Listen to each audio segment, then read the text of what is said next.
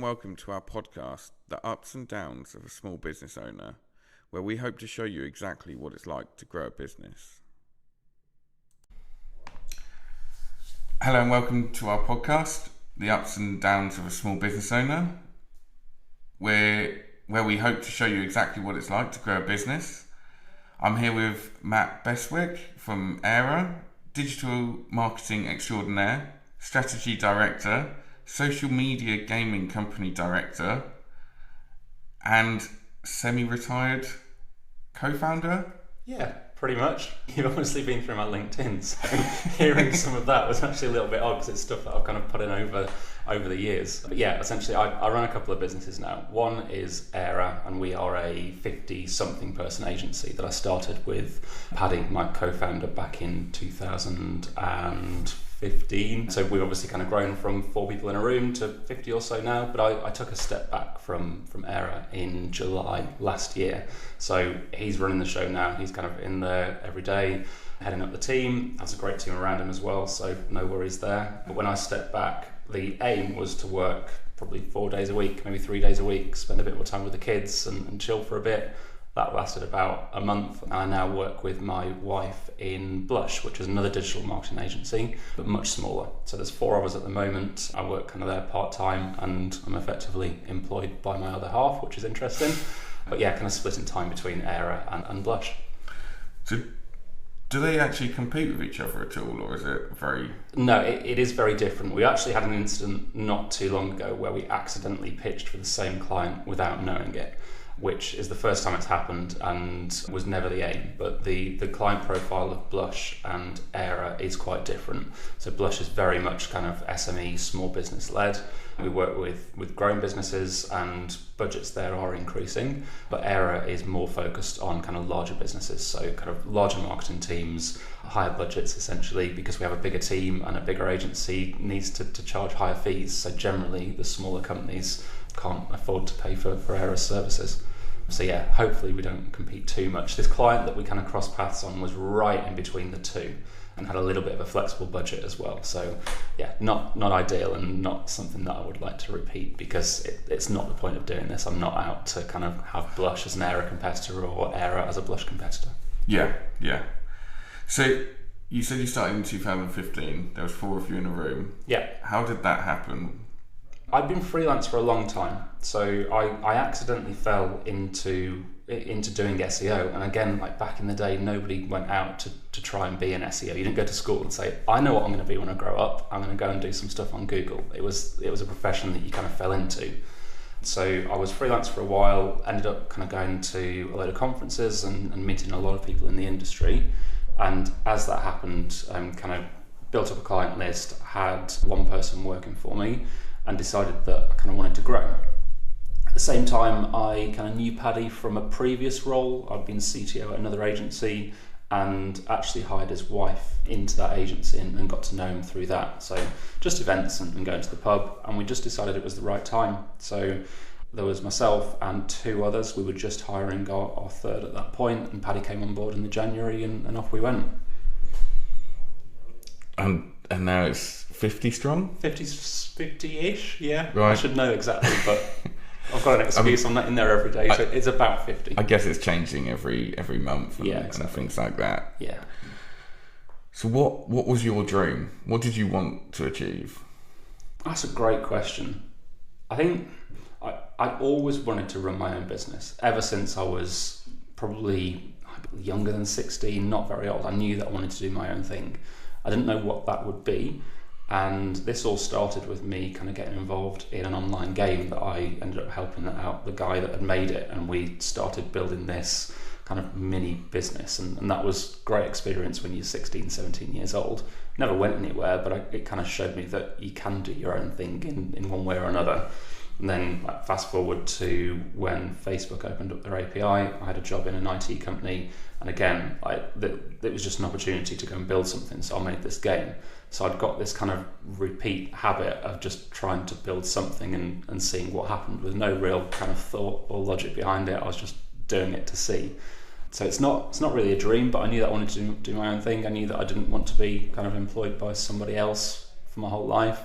How that looked, didn't really know. Right.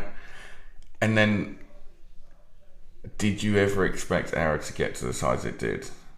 It has, sorry. It's not. It's still going. Yes. Yeah, we haven't gone bankrupt yet. I don't know. Yes, we did. The aim that we had when we started was to get to kind of the £4 million turnover, 40 or so people, kind of grow it to that kind of scale. We never really wanted to be the 100, 200 person agency. That may have changed slightly. I don't know if we'll ever kind of push on and get to that scale, but we're much more comfortable with growing to a larger size now, just as we've kind of experienced growing the business. So it sounds, does it sound bad? Yeah, probably. I think we knew that we were going to grow something. And if somebody was just starting out, from your shoes, in that room, what advice would you give them right now? I think knowing what you want to get to when you start out is really important. Like, we knew that we wanted to grow an agency to that 40, 50 sized person company. That's okay that we wanted to do that. Equally, I think there's a lot out there at the moment where lifestyle businesses aren't a good thing or aren't seen as being something that people should aspire to have. I actually think that's absolutely fine. Like, if that's what you want to do, you want to grow a company to be 5, 10 people and just be able to work when you need to, work hard, like you have to put the hours in, but at the end of the day, like you're not taking on the responsibility of having 50 or 100 or 1,000 people working for you. That's absolutely fine. But when you start out, you need to know what your aims are, and if that changes, that's okay as well. But know what you want to get to and know what you want to try and get to, and have a rough plan of how you want to get there. Like mine and Paddy's business plan was don't fuck it up. So that's a good starting point. But yeah, just at least have some idea of where you want to get to, because if not, what you end up with is a company that doesn't have that kind of structure that sits around it to know what it's going to be in 10, 15, 20 years time. And for a lot of people, when you start a business, that doesn't matter to you. But I'll tell you now, it matters at the point that you get that 5, 10, 15 years down the line. So at least knowing roughly where you want to get to is really important. And interestingly, you said about that lifestyle. A lot of business owners, a lot of entrepreneurs, they want to get to the top. They want to be Elon Musk. They want to be the richest man in the world. But interestingly, I think now things are changing and people are a lot more comfortable deciding to be that lifestyle style. Yeah. And actually what you've done is you've even taken a backward step to then go forwards again, but you've kind of stepped out of the business to slow down. I know you've kind of filled your time with another job, but yeah, that's in itself. Yeah, definitely. And like that was a very conscious decision. With AIRA, it got to the point where I was an SEO. I'm a complete geek. So I started this because I was doing SEO and I was building out tools and stuff that help make us better. And then you get to the 50 or so people mark and you're not doing that anymore. I got to the point where I was kind of doing spreadsheets and dealing with the stuff that's either really shit or hearing about the stuff that's really good. And everything in the middle is dealt with by people who, frankly, are better at their job than I was. Like we'd hire people who were great at coding and innovation and that kind of stuff. We'd hire people who were great at delivery, great at managing clients and great at managing the team. So you slowly but surely extricate yourself from the day-to-day, which means that like you either decide that you're going to make yourself a job or you decide that it's time to make a change. And Paddy and I think quite differently as well. Like he wants to be in there. He loves doing the people side and the culture side of things. So him wanting to be in there kind of all the time and me slowly but surely extricating myself, at some point we'd have fallen out. We didn't, because we got ahead of it. We went to the pub and we had a chat and we worked out what we were going to do. But you can't, in my opinion, have two founders who want kind of almost completely different things or work in completely different ways without at least acknowledging that that's the case and agreeing, hey, it's okay, we'll carry on as we are, or you make that change. And we decided it was time to make that change. So again, I've got a co-founder here, which is great. It's really interesting to hear that, because I think we're kind of similar in that view, that actually at some point one of us or maybe both of us, or however we want to do it, we need to kind of realign. But on the flip side, having somebody who thinks differently to you, how much has that helped get to where you are? Completely. I honestly don't think that Paddy or I would have built the company that we have if we didn't have each other. in very different ways. Like we kind of joke, I'm a bit more right wing, he's a bit more left wing. It's not that extreme, but we meet in the middle because he's very people focused, and I want to grow a business and make some money. And like we both want the same thing. We both want happy people and a profitable company, but we come at it from slightly different ways. So having like two different mindsets, two different thought processes from two quite different people who ultimately get on and are happy to go for a beer with each other, that's a massive benefit to AIRA. And we've kind of passed that down as well. So we have a couple of directors who, again, think quite differently in similar ways to Paddy and I, and they've kind of helped build out AIRA to what it is today. So yeah, I think it's a good thing. If anybody was going into a business and starting a business and wanted my advice as to whether or not they should find a co-founder or somebody to work with, then 100% yes. And I'd agree, but even then, it's still quite a lonely journey. Mm-hmm. Even with a co-founder, with somebody that you can talk to whenever you want and bounce things off, and they know just as much as you do about the business, it's still quite a tough, lonely journey. Yeah. Have you felt, what's been your lowest point? Oh, that's a good question. There've been a few, in all honesty. I think when we got to the 18, 20, 25 people mark, that was the toughest point for me. And there's a few reasons kind of outside of work as well as inside of work. And I actually had to take kind of a month or 6 weeks off at that point as well. And Paddy kind of had my back and took things on.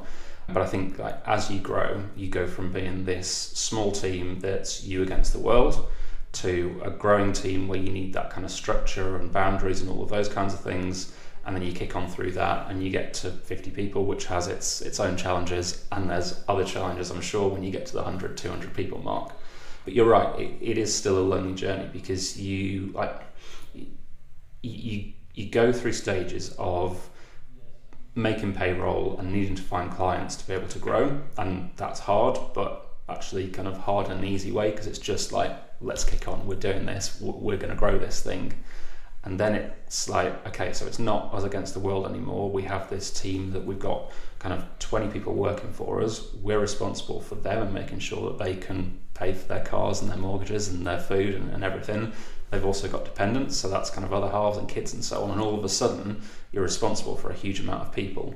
And kind of getting your head around that and also realising that you can't be friends with everybody in the team as well. And like, yes, you can still care, but actually you need to take that step back.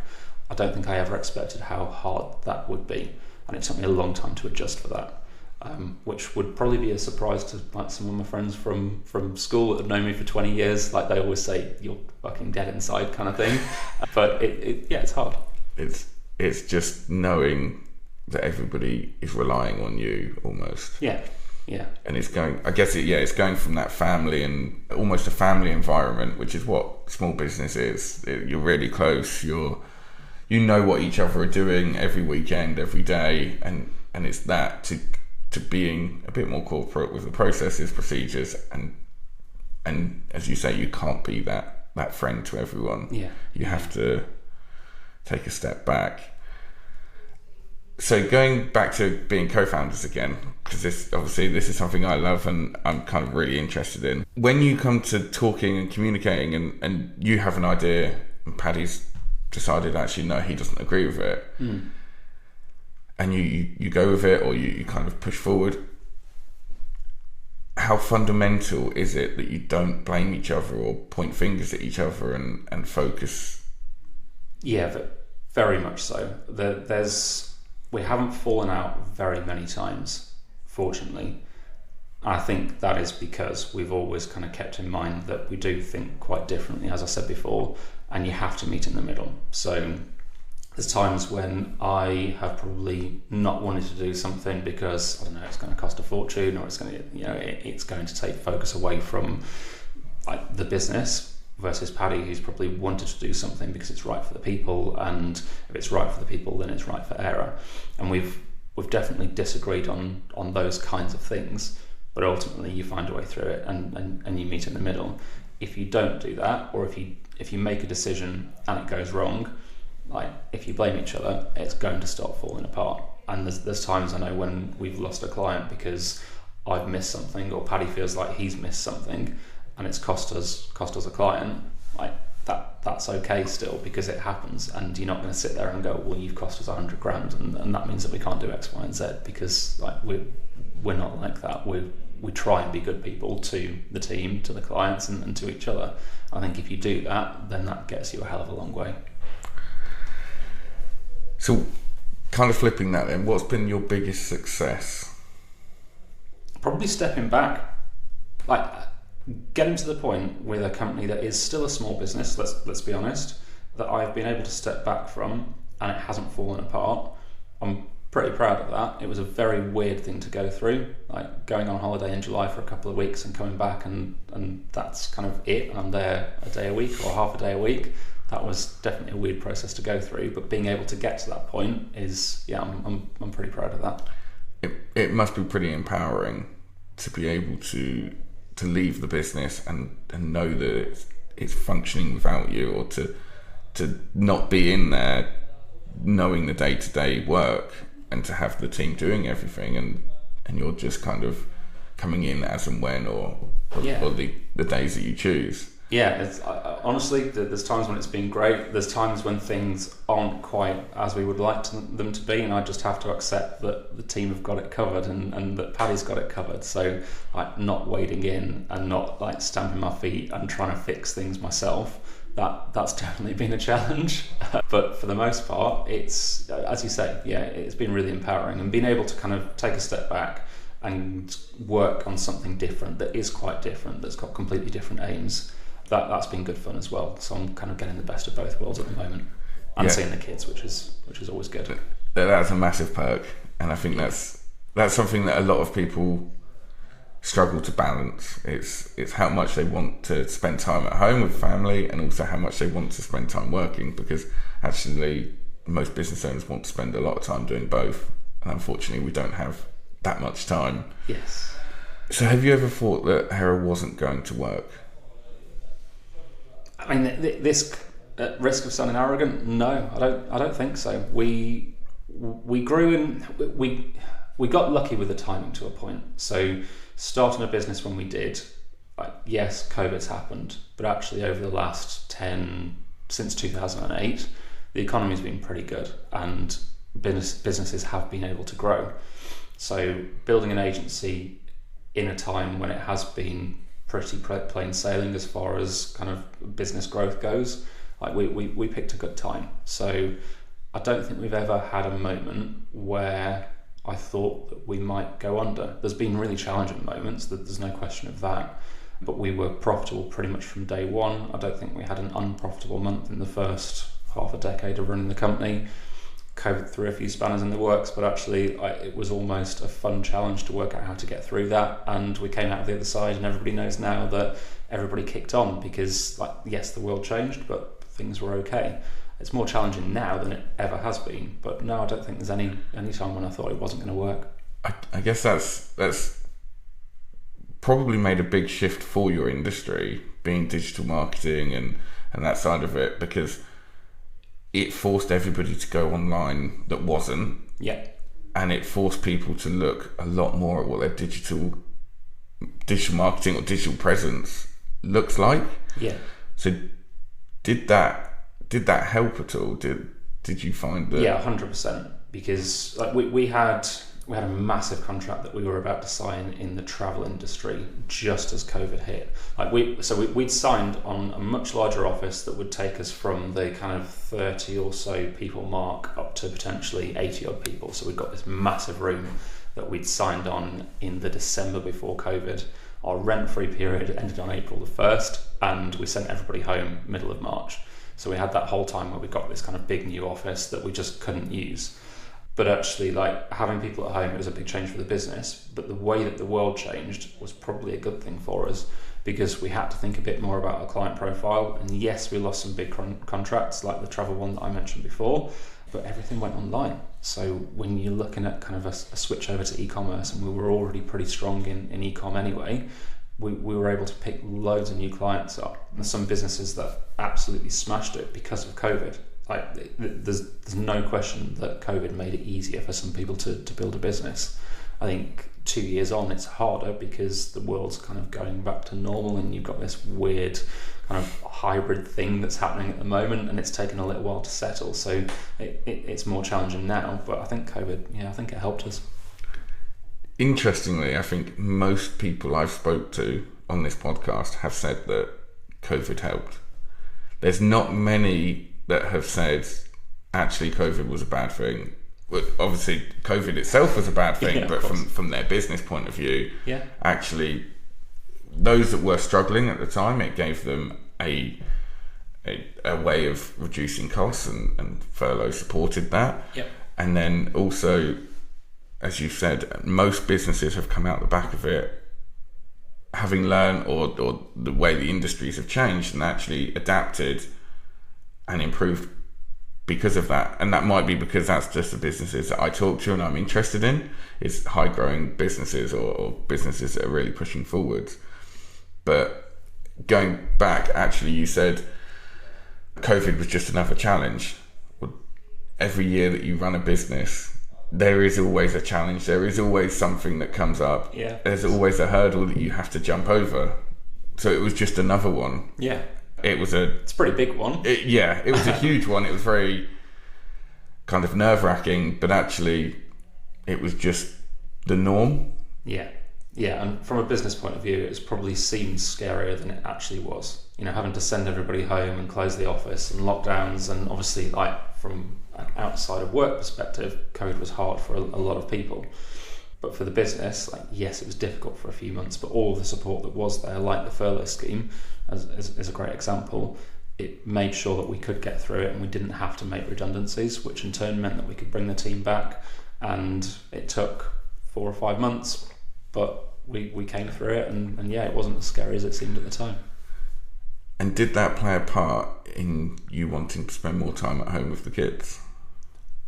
Weirdly, I've never thought of it like that, but maybe. And on the other side, it might have meant that I never wanted to be at home with them ever again. I remember that the first lockdown, when it was glorious sun, I think it was April time, I said to my other half, imagine doing this in the bowels of November when it's drizzling and horrible, and then you fast forward and we're in a lockdown and it's November and drizzling and horrible. But getting to spend that time with the kids made a massive difference to how I think about everything, I suppose. And I had a real epiphany as well the year after COVID. It was I was always trying to push on and trying to kind of make us more money, or get a bigger house or a better car and all of that kind of stuff. And family was always important, but it probably got to the point where I was more focused on trying to get more, as opposed to just being happy with what we have. And we're very lucky. We've got a lovely house, kids are great, we can buy pretty much what we want to buy and take nice holidays. We're not absolutely completely well off by any stretch of the imagination, but we've got a good, comfortable life. And being okay with that, and being okay with having enough, is a real big flip in thinking. And I think when you have that epiphany, and I think a lot of people will at some point go through that as you mature. And I was 40 this year, so I'm getting a bit older. But having that epiphany was huge for me, because it meant that I kind of reset how I thought about kind of the work-life balance and what I wanted to do, and how I kind of engaged with my kids and my other half as well. So that was a big turning point for me. And interestingly, you've mentioned a few things there. So you've mentioned enough. Something I kind of talk about quite a lot is once you find you're enough, it becomes quite empowering, because then suddenly you're not chasing money. You can chase other things, like spending your time at home and things like that.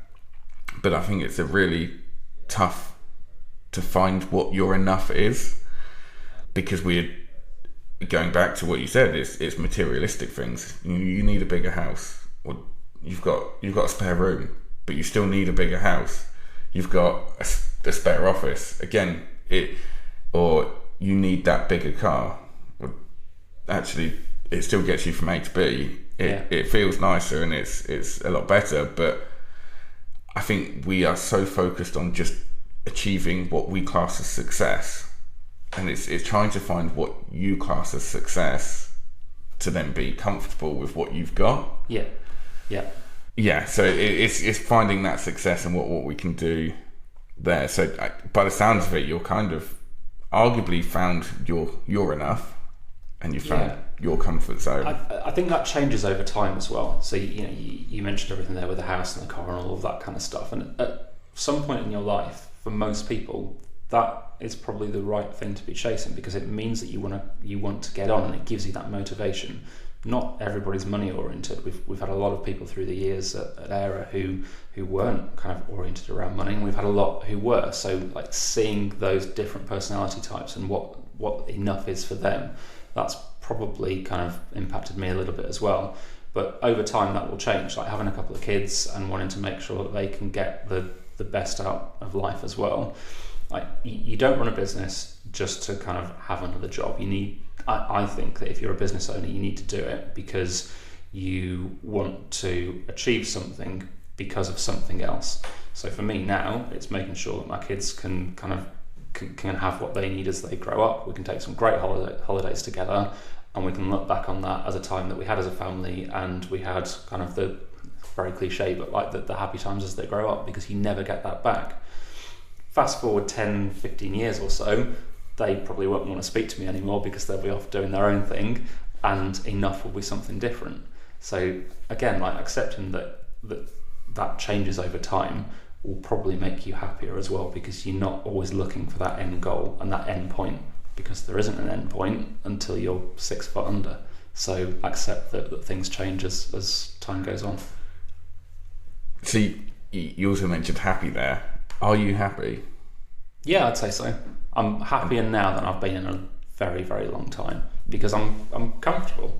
And that's what I was going to say. Going back, were you always happy? No, definitely not. No.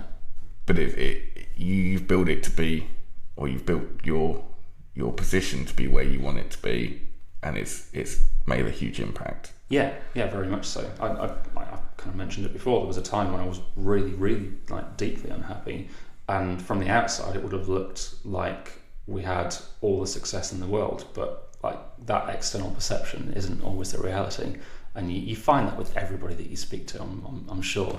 But yeah, there's always something else. So yeah, it's like now, very happy. And that family, like, is your family happier? I would say so. I hope so. Yeah. She hasn't divorced me yet, so that's a good start. Yeah, I think now we're in a good place. Like with Blush, we've got some work to do because we're still a 4-person team. So, from a work point of view, we know that we need to grow a little bit to give us some resilience and be able to kind of to deliver the services that we want to deliver to the kinds of businesses that we want to work with. So there's some work to do there, but I don't think that changes how happy we are. It just changes what we focus on. And I think if Nicola and I were honest, we would probably want a little bit more time away from Blush as a headspace thing, because we think about it a lot, because again, like, we know that we need to grow it, but like this is being really, really picky. We're very lucky with how we are now. So again, working with a partner, how does that, when you go home, when you're at home, do you still talk about business? Do you have that switch off, or is it still very... Yeah, we do talk about work, maybe a little bit more than we should do at the moment, but we're quite fortunate. We leave at 4 every day to go and pick the kids up together, and we try and have that switch off time. So I can't remember the last time when I had to open my laptop in an evening to do some work. There's times when I've chosen to because we had a pitch or we had kind of a big piece of delivery that we were working on for a client, but I can't remember the last time that I had to sit on the sofa until 11 o'clock at night doing some work. So I think that's probably a good measure of whether things are where they need to be or not. Yeah, and so the stresses as well don't come home with you. They tend to stay, and it sounds like it's, I guess. So my next question was going to be, if you could go back to the beginning and start again, would you? And it sounds like that's pretty much what you've done. Yeah, there's parts of this that I wouldn't do again, but everybody's got a PhD with hindsight is a good quote that I like to use, that somebody told me a while ago. Blush isn't about going back to the start and doing this again at all. It's very different. So we'll never be more than 8 or 10 people. Again, the lifestyle business comment that I made before, that's exactly what Blush and what we aim Blush to be. So like having a really kind of good, close-knit team with clients that we know inside out. There's people that I've known for 10 or 12 years that we work with now. So this 100% isn't about going back and building another AIRA at all. It's very different to that. So I don't see it as going back to the start. I see it as going back and doing something that I genuinely enjoy, whilst also getting to work on AIRA, which is a great business as well. So kind of got the best of both worlds, which is very fortunate. So where do you see yourself in the future, in 5 years' time, for example? I think I don't want to be working forever. The difficulty is like knowing that at some point the kids are going to move off and have jobs and lives of their own. It's hard to imagine what life looks like when you're not responsible for two small people anymore. So if you ask me now, my aim is to not be working in the next 5 years, give or take, or have more of a choice not to be working in the next 5 years or so. Like I've been able to ramp down now, but I can't retire forever. So getting to the point where we know that we could retire and not have to work at all, that's the next step. And the step after that is when you actually do it. And who knows when that is. But having that choice is huge, because if you don't have to work, then the amount of kind of freedom that gives you is massive. And I've kind of got a glimpse of that, and I want to get to the next stage of it. And I think there's a difference between the financial freedom of doing it to actually, would you not be bored at home? That's it. I'm not the kind of person that just wants to sit and rot. So if I retired, I'd be horrible. I'd be really horrible. I need something to be doing. I'm crap at golf, so I can't go and play golf every day, or I could, but I'd want to throw things. You'd probably improve. Probably, but I don't know. I don't think that's me either. So having something, I love the consultancy side. I love meeting people. I love kind of talking through challenges that people have, and I think at least in the short to medium term, I wouldn't want to lose that. But at some point, I'll take a step back. And talking about the kids, so I've got a 1-year-old now, which is a nightmare. But I mean, it's great, but equally, the troubles of teething at the moment. But someone said to me, I said that probably wouldn't go away this year because, with everything that's going on, it doesn't make sense to go on holiday. And they said, you do realise you've probably got 16 to 17 holidays with her if you go. And I kind of thought, wow. Yeah. Like when you start putting it into perspective, you've got 16 holidays before she doesn't want to go with her dad. Exactly. Yeah, I wish I could find it again. There's this great chart that shows how much time you have left to spend with the different people in your life. And it shows that progression as you age and they get older. And it's frightening how few hours when your kids, as an example, get to 18, 20 years old, how few hours you'll actually spend with them over the next 50 or 60 years. So making the most of that now is huge. And then to flip that on its head, it was looking at parents. So actually, again, you never know when. It sounds quite kind of dark, but you never know when the last time you're going to hug your parents are and things like that. Or the last time you went and played football with your mates. Actually, it happened. You didn't realise it at the time, but that was the last time. Yeah. And something I've kind of realised recently is actually, when was the last time I hugged my dad? Actually, last time I hugged my dad was on my wedding day 3 years ago. And that was, he was over the moon and we hugged and things like that. Actually, I think we did hug when I told him I was having a daughter as well, but that's twice in 3 years. Yeah. And it's only when there's something big happened, and you never know when that could be. And then again, going back to that chart you mentioned, I think I've seen something similar of, if you see your parents once a month, that's 12 times a year, 5, 10, 20 years, but that's not long. No. And it's quite scary when you start putting it into, actually how many times will you see different people? Yeah, exactly. And again, since stepping back from AIRA, I've had a little bit more time, and like one of my best mates that I spent a huge amount of time with kind of when we were growing up and at uni and so on, I hadn't really seen him for the last 5 years or so. And he said to me a few times, like, the best thing that's happened from you stepping back is, firstly, you actually reply to your texts within a day or so, as opposed to 3 weeks, but actually just kind of having that time to spend and see each other. And it's the same with the family. You know, we're quite spread out. My family's up in Cheshire, so it's a good 2.5 hour drive or so. But I've had the time to make the effort to go and see them, and it's still not huge amounts, but it's probably doubled or tripled that amount of time that I actually get to spend some time with them. So that's made a big difference as well. And that stuff's more important. It's more important than sat behind a computer screen playing on the internet. Like that really means something. That is important. So, you know, if you get into that mindset of work is everything, like you're going to look back on it and regret it. I completely agree. Which is weird saying on a business podcast, but it is, but it's true, and that's what we need to kind of bring to the light a bit more and focus on a bit more. I guess also on that, have you found that you're a lot more present? Yeah, I would say so, and that was definitely not the case a few years ago, where I was just like all over the place with like not being able to focus on anything at home. And Paddy and I have spoken about this a few times. He had the same advice from his old boss, who's been a massive mentor to him. And I think it's something that most business owners really struggle with. It's that being present. So when you're at home and you're having a conversation, just trying to stop your brain thinking about something else. And it's really hard.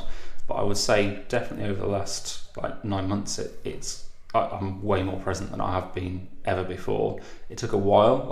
The first 3 months of stepping back, I don't think I realised how much I actually needed to just kind of stop and reset my brain a little bit.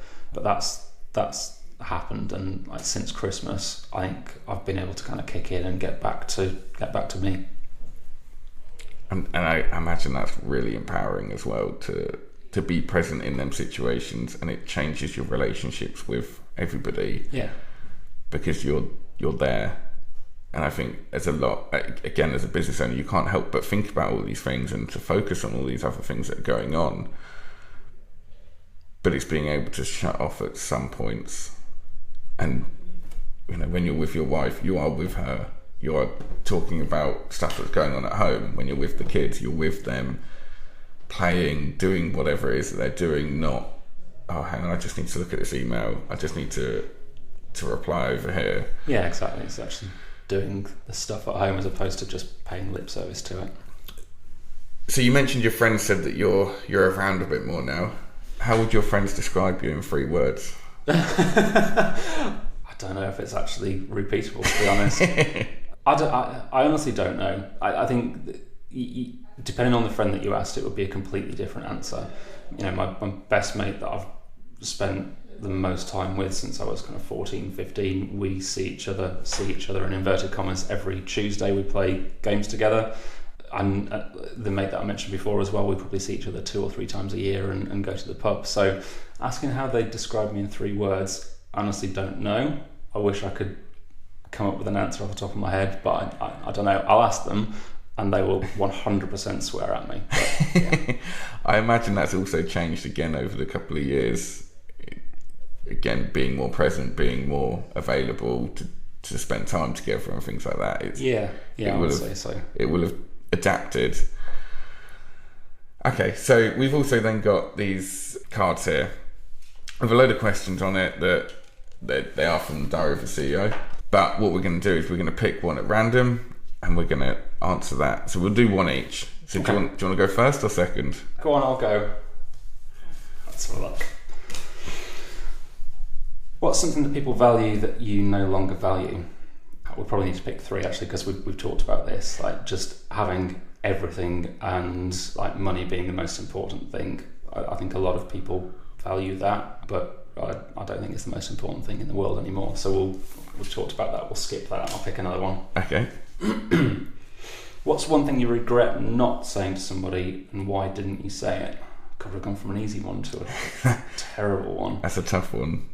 I've got a good example actually. So there's one person at AIRA who's gone on to create his own business, and he's quite early in his journey. There was a time when he had handed his notice in and was leaving, and he was a little bit unsure, and we had a conversation about kind of whether he should leave or not, and I think I was a big part in persuading him to stay. Deep down, looking back on it, he probably should have left at that point. And you fast forward 6 months and he handed his notice in and left, and it was 100% the right time for him to go when he did. We're still friends, like we wished him all the best, but I think like he probably should have left that 6 months before.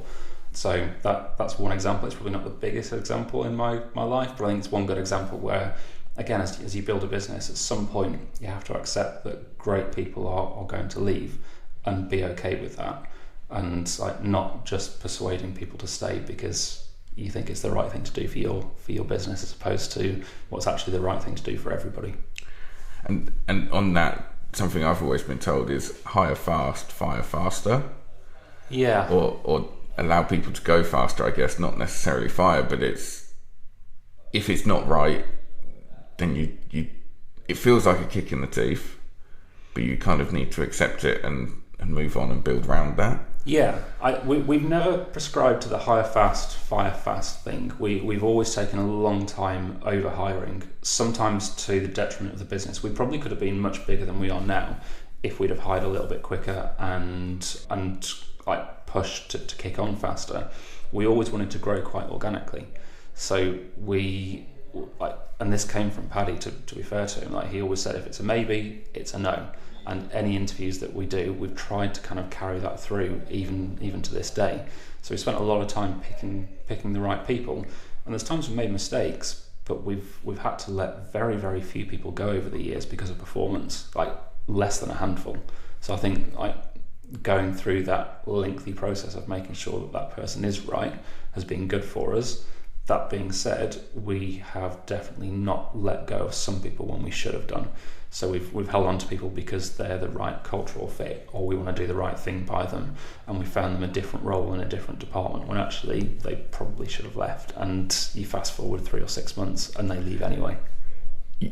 So yeah, you end up trying to do the right thing. You try and put them into that role, but actually they'd have been better off just looking for a different job elsewhere quicker. Yeah. than almost it's long, not enjoying. Yeah. Potentially turning toxic or anything like that. Yeah. Okay, I'm going to grab one then. I'll go with this one. So, what was the best conversation you ever had and why? That's tough. The best conversation I ever had. So, if we go back, my business partner, me and Catherine, we both worked at a different business, and she was... We'd built Utopia, we'd got the name, we'd kind of started to get the traction going, and she decided that she was going to leave and go for another job. She got an interview, she passed, she got offered the job, and she handed in her notice. 15 days into that 30-day notice period, she got nervous, panicked, and decided to stay. And I think that is probably one of the best conversations we've had, because here we are today. We've built the business and we've kind of grown to where we are, but we were 15 days away from not even starting. So I think that's probably been one of the best conversations. Yeah. Do you think you'd have done it yourself anyway? I might have done it myself. I don't think so. And I definitely wouldn't be where we are today without her. Going back to, I'm probably the right wing one, she's a bit more left wing, and actually I would have employed 20 members of staff. She slows it all down, she slows down the process and makes sure it's all done properly. Yeah. So we're building something much slower than personally I would choose, but procedures are in place, things aren't getting missed, it's a lot tighter than I would do. I'm very good at seeing shiny things and jumping at them, and she's very good at stopping that completely and shutting down what I do and looking at it in a kind of well-rounded point of view rather than that shiny get it. Yeah.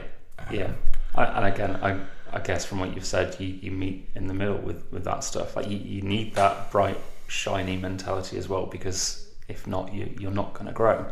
You can be pragmatic about things, but at some point you need to take those risks and try and kick on. So again, having that balance between you sounds like it's a good dynamic. Yeah, and going back to the blame thing, we both come up with ideas, we both suggest things. Some of them don't work, probably a lot of them don't work. In reality, we don't grow in our comfort zone, so we have to push ourselves and we have to make mistakes to learn. So we've done a lot of that, but actually we both have always stood by each other and we've always supported each other in everything, so that's helped a lot.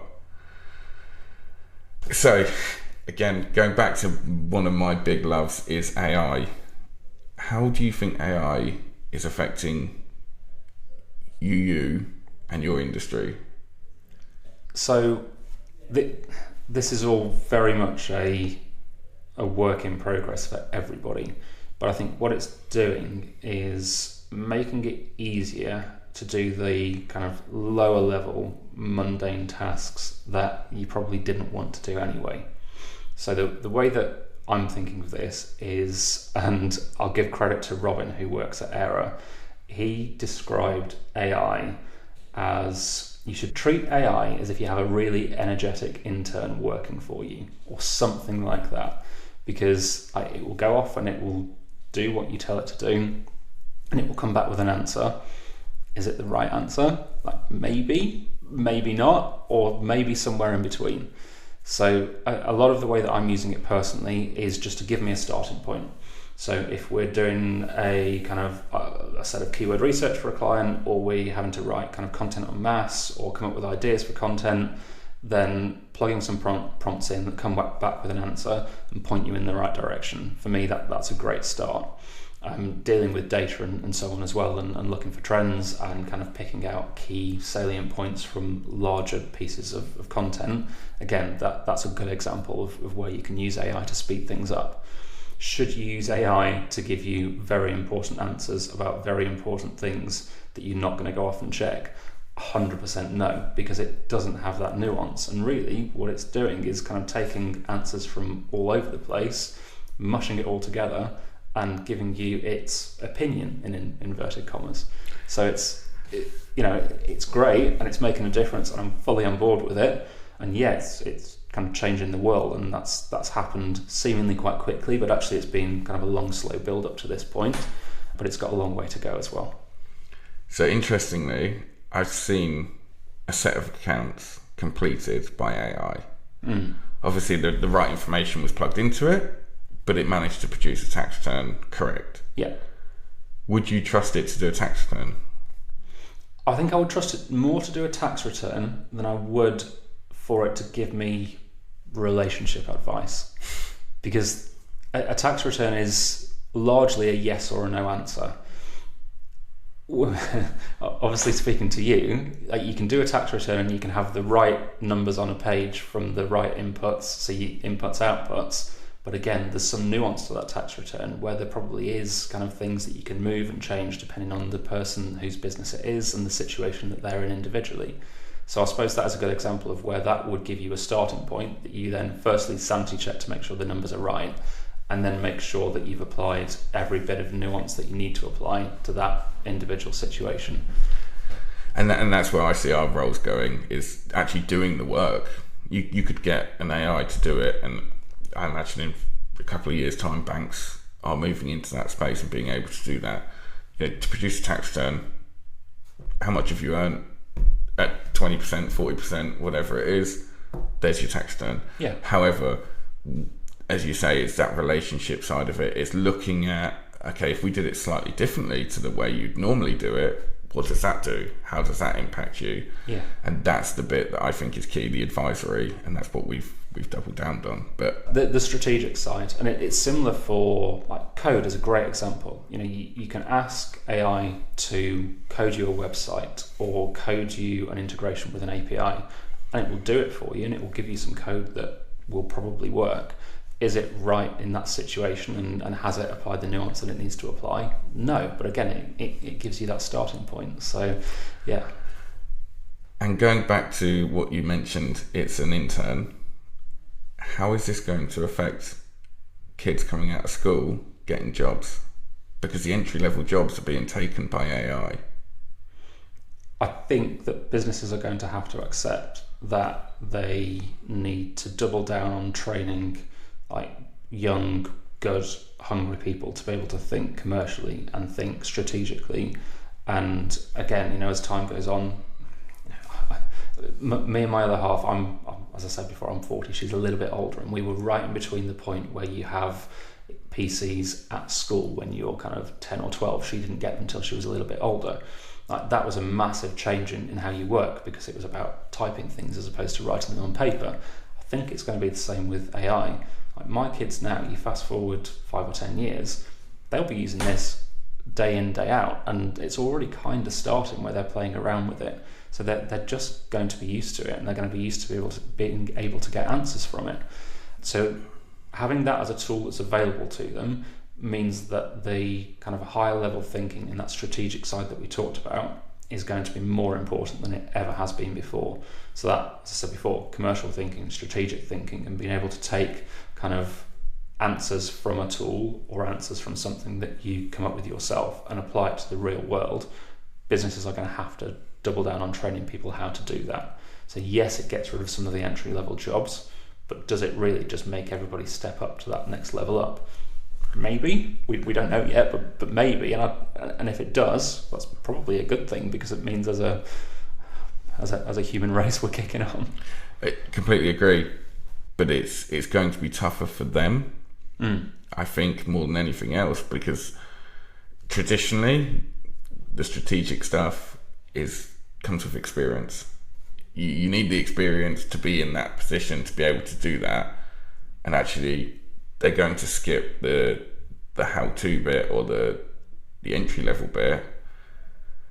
So it's going to be kind of, how do we teach the experience, or how do we get the experience to them sooner? Because they've got more time, because they've got the answers from a tool, maybe. And the tool could provide them with the answers to then do that. But it's going to be interesting, and I think, again, your kids, my kids, like, what their roles will be very different, and it will be very interesting to see how that happens. I mean, kids are already getting A stars on uni degrees, or it's not A stars, but they're already completing uni degrees because of ChatGPT. Yeah, which is dangerous, because you walk into a job and you're asked to do something kind of there and then in front of somebody. Can you do it? So, I think I have a different view to a lot of people on this. Actually, that kids use the initiative to get through, because a lot of school, a lot of studying is very much memorizing the textbook. The kids that pass school have memorized textbooks, and they know how to do that bit. They might not necessarily have the initiative to go and adapt and to do these things, whereas the people who are now adapting to using this software and using these prompts, that's a skill in itself. Yeah, I'd agree with that. I suppose it's almost making this more vocational, isn't it? Like the desk and the office jobs, it's that vocational side to it, which is actually more important, being able to do it in the real world.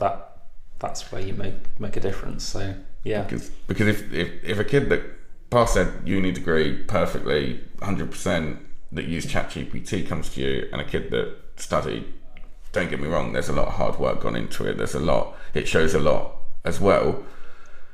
But actually, if both of them can do, one's using AI as a prompt, one's doing it manually, we already know that AI is going to streamline it and make it a quicker way of doing it. Yeah. So from a commercial point of view, that person is more beneficial than the one that works hard. Yep. Which is a very scary way of looking at it, and it's an interesting. It's going to be interesting over the next few years what that does, and I guess, again, you hire a lot more people than me, so it'll be interesting more to see how that happens. Yeah. I always hesitate when we start to have these conversations, because I just don't know. I know that I think it's a good thing. I know that I think it has its uses. I know there's definitely risks there, but just seeing how it's going to change how we hire and how we do things as a business, especially in marketing, because like content is obviously the most important thing when you look at marketing. This podcast is a great example, and AI is fundamentally changing how people think about content, and there's a big risk that you end up with businesses trying to cut corners because they think that AI can just do it for them, when that's not really the case. If you just use AI to churn out some content that you put on your website, it's not going to get you anywhere, or it might get you somewhere for a little bit of time, but everybody can do it, so therefore you get lost in the mix. Like, it is going to fundamentally change things. And again, like as people, when we can see an easy route that we can get things done very fast and very cheaply, very often we'll take it, and it's probably not the right answer. So yeah, it's going to be interesting. Who knows what things look like in 2 years' time. Well, maybe we'll have a chat in 2 years. That sounds good. Okay, brilliant. Is there anything that you expected me to ask you that I didn't? Honestly, no, I don't think so. It's been interesting, like being made to think about this stuff. It's even now, it's not that often that I kind of get to sit and have a chat with somebody who's done this hundreds of times and think about how things have changed and what kind of I've done over the last few years. I know that I don't know it all, and I'm always really, really conscious of that, but just being able to kind of take a step back and think about it, it's as interesting for me as hopefully like people listening to this rambling it's as interesting for them. I'm sure it will be. Okay, brilliant. Well, I'll close it there then. Thank you for coming in. If you've enjoyed listening to our podcast, please like and follow, and make sure to tag us on social media.